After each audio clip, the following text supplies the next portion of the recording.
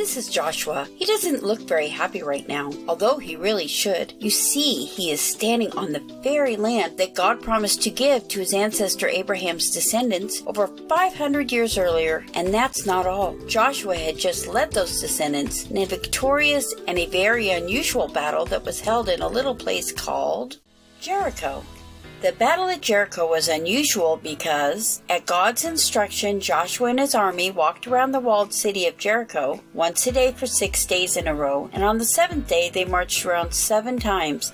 Then the priests blew their horns, and the people shouted, and the walls of Jericho came tumbling down. So Joshua should have been in a great mood, right? However, not long after Jericho, Joshua and his army faced another battle in a place called Ai.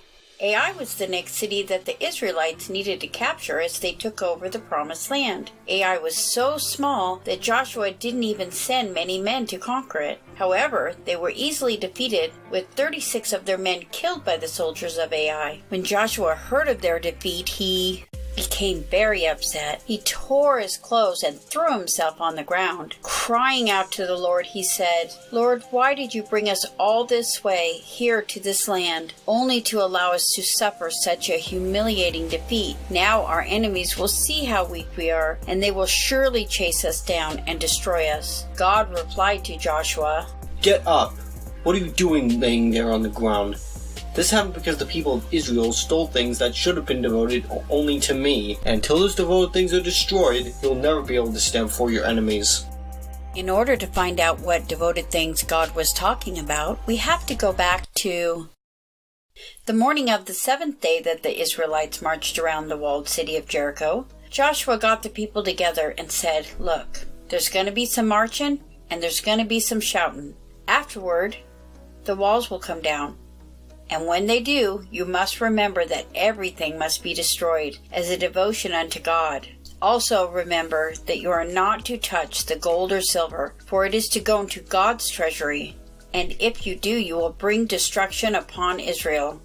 So the Israelites were warned not to touch what was devoted to God, but someone didn't listen. And as a result, what should have been an easy battle at Ai was instead a great defeat. Upon hearing what God said, Joshua was determined to find the culprit. So he arose early the next morning and, with God's help, he searched high and he searched low until he came before the very person who stole from God. His name was Achan, and it didn't take him long until he admitted to what he had done. He said to Joshua, "I saw a beautiful cloak and gold and silver, and I coveted them, and so I took them and hid them inside my tent." Achan had ignored God's warning and coveted what didn't belong to him, and as a result, he and his entire family, along with everything that belonged to them, were destroyed. So what can we learn from the story of Achan? Here are 3 things to think about. Pre-sin. In a way, coveting is like pre-sin. It's the thing that often leads to it.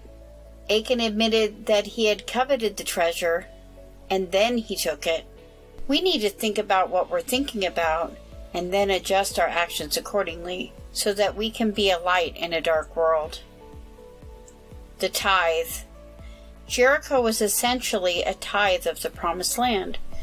Just like God wants us to give Him the first 10% of our income and trust Him to provide the rest, God wanted the Israelites to give Him the spoils from their first city they conquered in the Promised Land. Greed will get you stoned. Although Achan didn't know it at the time, in all the following cities that the Israelites conquered, God allowed them to keep the treasure for themselves. If Achan had not been so greedy, he would have had more gold and silver and beautiful cloaks than he could fit in his tent. God will always provide us what we need and then some. We just need to keep our eyes on Him.